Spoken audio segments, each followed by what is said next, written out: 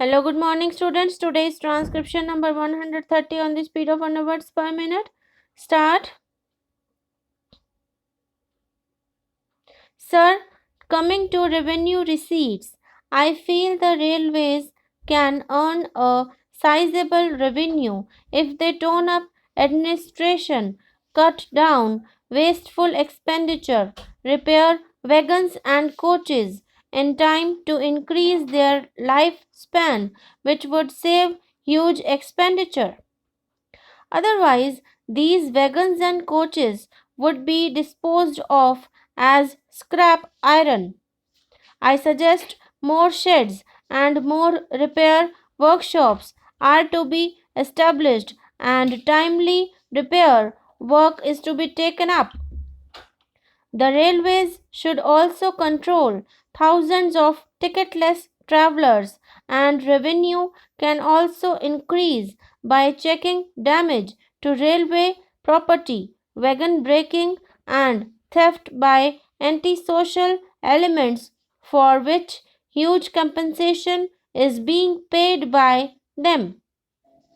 Vast land adjoining railway lines has been illegally occupied, and if this land can be reoccupied and can be properly utilized, then the railways will be able to earn more revenue. Indian Railways received a World Bank loan of $400 million. Besides, the railways have received $190 million as loan for the Asian Development Bank for loco procurement and for importing new technologies, and the Exim Bank of Japan co-financed the loan with $100 million credit. Nothing has been stated about this loan as to how it was utilized, and this fund should have accountability at least to the members of this august house, and the railways should work vigorously to promote tourism by providing a mode of transportation which is not only economical but has a special fascination for the tourists. For this purpose, the Honorable Minister will have to work in consultation with the Minister of Civil Aviation and also the states, and this will help the railways to earn more revenue. I understand the Indian Railways as a founder member of ESCAP, that is Economic and Social Commission of Asia and the Pacific.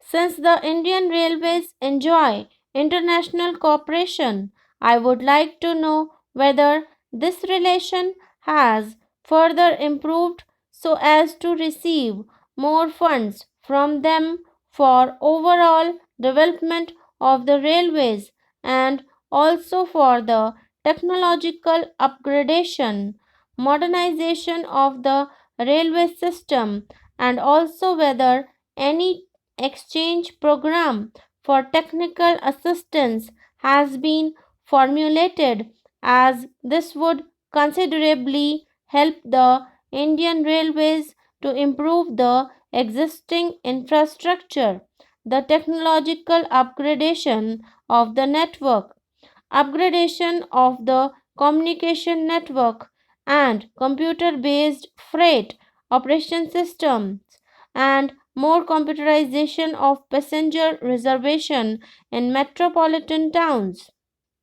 I believe funds that would be available through international cooperation may be utilized for improvement purposes and for increasing revenue, and it would not be necessary to hike passenger fares and freight charges as proposed in the budget. In the annual report and accounts 1988-89 of the Indian Railways, detailed information on research and development has been given on pages 34 to 38.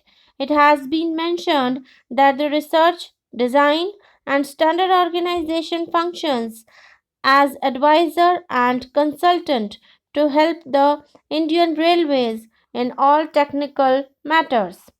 Scientists, technologists, educationists, and senior executives are in this body.